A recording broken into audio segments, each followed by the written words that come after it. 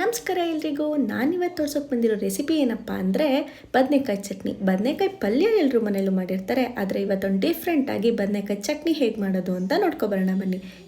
ಇದಕ್ಕೆ ಬೇಕಾಗಿರೋ ಇಂಗ್ರೀಡಿಯೆಂಟ್ಸು ಬದನೆಕಾಯಿ, ಕೊತ್ತಂಬರಿ ಸೊಪ್ಪು, ಮೆಣಸಿನ್ಕಾಯಿ, ಬೆಳ್ಳುಳ್ಳಿ, ಸ್ವಲ್ಪ ಕಾಯಿನ ನಾನು ತುರಿದಿಟ್ಕೊಂಡಿದ್ದೀನಿ. ಹಾಗೆ 2 ದೊಡ್ಡ ಸೈಜ್ ಈರುಳ್ಳಿನ ತೊಗೊಂಡು ಚಿಕ್ಕ ಚಿಕ್ಕದಾಗಿ ಕಟ್ ಮಾಡಿ ಇಟ್ಕೊಂಡಿದ್ದೀನಿ. ನಂತರ ಈ ಚಟ್ನಿ ಮಾಡೋಕ್ಕೆ ಮೊಸರು ಬೇಕಾಗುತ್ತೆ. ನಾನೊಂದು ಅರ್ಧ ಬೌಲಷ್ಟು ಮೊಸರು ತೊಗೊಂಡಿದ್ದೀನಿ. ನಂತರ ಒಗ್ಗರಣೆಗೆ ಕಡಲೆಬೇಳೆ, ಸಾಸಿವೆ, ಒಣಮೆಣಸಿನ್ಕಾಯಿ, ಎಣ್ಣೆ, ರುಚಿಗೆ ತಕ್ಕಷ್ಟು ಉಪ್ಪು. ಇವಾಗ ಬದನೆಕಾಯಿ ಚಟ್ನಿ ಹೇಗೆ ಮಾಡೋದು ಅಂತ ನೋಡ್ಕೊಬರೋಣ ಬನ್ನಿ. ನಾನು ಇಲ್ಲೊಂದು 6 ಬದನೆಕಾಯಿನ ತೊಗೊಂಡು ನೀಟಾಗಿ ವಾಶ್ ಮಾಡಿಕೊಂಡು ಕುಕ್ಕರ್ ಒಳಗೆ ಹಾಕೋತಾ ಇದ್ದೀನಿ. ಇದಕ್ಕಿವಾಗ ನೀರು ಸೇರಿಸಿ 1 ವಿಷಲ್ನ ಮಾಡ್ಕೋಬೇಕಾಗತ್ತೆ. ಬದನೆಕಾಯಿ ಫುಲ್ ಮುಳುಗೋ ತನಕ ನೀರು ಹಾಕೋತಾ ಇದ್ದೀನಿ. ನೀರು ಹಾಕೊಂಡ ನಂತರ ಕುಕ್ಕರ್ ಲಿಡ್ನ ಕ್ಲೋಸ್ ಮಾಡ್ಕೊಳ್ಳೋಣ ಬನ್ನಿ. ಕುಕ್ಕರ್ ವಿಶಿಲ್ ಆಗೋಷ್ಟರಲ್ಲಿ ನಾವು ಈ ಕಡೆ ಈ ಹಸಿರು ಮೆಣಸಿನ್ಕಾಯಿನ ಫ್ರೈ ಮಾಡ್ಕೊಳ್ಳೋಣ. ಇದನ್ನು ಒಂದು ಅರ್ಧ ಮುರಿದ್ಬಿಟ್ಟು ಫ್ರೈ ಮಾಡ್ಕೊಳ್ಳೋಕೆ ಹಾಕ್ಕೊಳ್ಳಿ. ಅದಕ್ಕೆ ಸ್ವಲ್ಪ ಎಣ್ಣೆನ ಸೇರಿಸ್ಕೊತಾ ಇದ್ದೀನಿ. ಇದನ್ನು ನೀಟಾಗಿ ಫ್ರೈ ಮಾಡ್ಕೊಂಡಿದ್ದೀನಿ. ಇವಾಗ ನೋಡಿ ಫ್ರೈ ಆಗಿದೆ ಚೆನ್ನಾಗಿ. ಇದಕ್ಕಿವಾಗ ಸ್ವಲ್ಪ ಜೀರಿಗೆನ ಆ್ಯಡ್ ಮಾಡ್ಕೋಬೇಕು. ಕ್ಷಮಿಸಿ, ನಾನು ಇಂಗ್ರೀಡಿಯೆಂಟ್ಸ್ನ ತೋರಿಸ್ಬೇಕಾದ್ರೆ ಜೀರಿಗೆ ಹೇಳೋದನ್ನ ಮರ್ತ್ಕೊಬಿಟ್ಟೆ. ಜೀರಿಗೆ ಕೂಡ ಸ್ವಲ್ಪ ಫ್ರೈ ಆಗಬೇಕು. ನೋಡಿ, ಇದು ಇವಾಗ ನೀಟಾಗಿ ಫ್ರೈ ಆಗಿದೆ. ಫ್ರೈ ಆದಮೇಲೆ ಇದನ್ನು ಒಂದು ಸ್ವಲ್ಪ ಹೊತ್ತು ತಣ್ಣಗಾಗಕ್ಕೆ ಬಿಡಿ.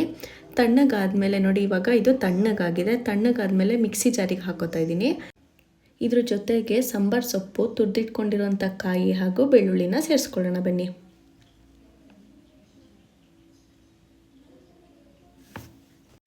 ಇವಾಗ ಇಲ್ಲಿ ಇದು 1 ವಿಷಲ್ ಆಗಿದೆ. ನೋಡೋಣ ಬನ್ನಿ ಬದನೆಕಾಯಿ ಯಾವ ಥರ ಬೆಂದಿದೆ ಅಂತ. ನೋಡಿ ಎಷ್ಟು ಚೆನ್ನಾಗಿ ಬೆಂದಿದೆ ಅಂತ. ಬದನೆಕಾಯಿನ ಕೆಂಡದಲ್ಲಿ ಕೂಡ ಸುಟ್ಟು ಮಾಡ್ಬೋದು, ಆದರೆ ನನಗಿವತ್ತು ಟೈಮ್ ಇಲ್ಲದೆ ಇರೋ ಕಾರಣ ನಾನು ಕುಕ್ಕರಲ್ಲಿ ಬೇಯಿಸ್ಕೊತಿದ್ದೀನಿ. ಎಲ್ಲರ ಮನೇಲೂ ಒಲೆ ಇರಲ್ಲ, ಅವರು ಈ ಥರ ಕುಕ್ಕರಲ್ಲಿ ಕೂಡ ಬೇಯಿಸ್ಕೊಂಡು ಬದನೆಕಾಯಿ ಚಟ್ನಿನ ಮಾಡ್ಕೋಬೋದು. ಇವಾಗ ಬದನೆಕಾಯಿಲಿರೋ ಸಿಪ್ಪೆನೆಲ್ಲ ನೀಟಾಗಿ ತೆಗಿಬೇಕಾಗುತ್ತೆ. ಬದನೆಕಾಯಿಲಿ ಸ್ವಲ್ಪನೂ ಸಿಪ್ಪೆ ಇಲ್ದಂಗೆ ನೀಟಾಗಿ ತೆಕ್ಕೋಬೇಕಾಗುತ್ತೆ. ನೋಡಿ ನಾನು ಯಾವ ಥರ ತೆಗೆದಿದ್ದೀನಿ ಅಂತ. ಇವಾಗ ಈ ಬದನೆಕಾಯಿನ ಸ್ವಲ್ಪ ತಣ್ಣಗಾಗಕ್ಕೆ ಬಿಡೋಣ.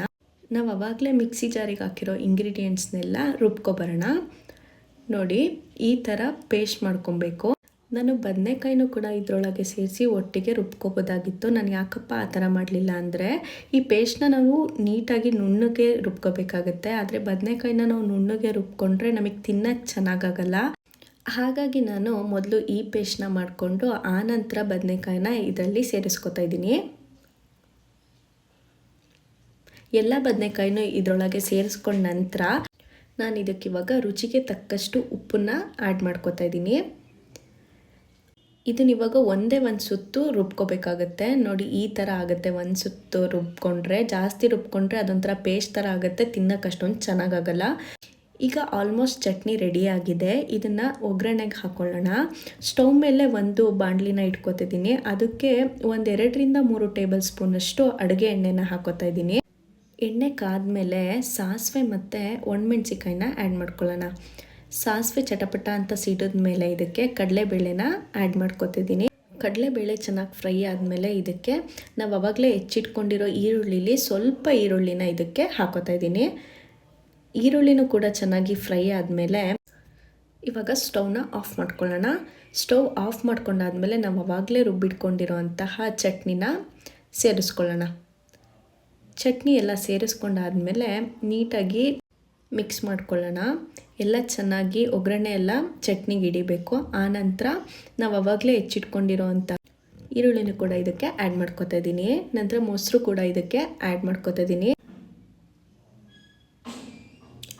ಇವಾಗ ಇದನ್ನು ನೀಟಾಗಿ ಮಿಕ್ಸ್ ಮಾಡ್ಕೊಳ್ಳೋಣ. ಇದನ್ನು ಚೆನ್ನಾಗಿ ಮಿಕ್ಸ್ ಮಾಡ್ಕೊಂಡಾದ್ಮೇಲೆ ನೋಡಿ ಯಾವ ಥರ ಆಗುತ್ತೆ ಅಂತ. ಇದನ್ನು ಅಕ್ಕಿ ರೊಟ್ಟಿ ಜೊತೆ ತಿಂತಾಯಿದ್ರೆ ತುಂಬ ಚೆನ್ನಾಗಿರುತ್ತೆ. ಇದೇ ಥರ ಹೆಲ್ದಿ ಹಾಗೂ ಟೇಸ್ಟಿ ರೆಸಿಪಿಗಳು ಬೇಕು ಅಂದರೆ ನಮ್ಮ ಚಾನಲ್ನ ಸಬ್ಸ್ಕ್ರೈಬ್ ಆಗಿ, ಲೈಕ್ ಮಾಡಿ, ಶೇರ್ ಮಾಡಿ, ಕಮೆಂಟ್ ಮಾಡಿ.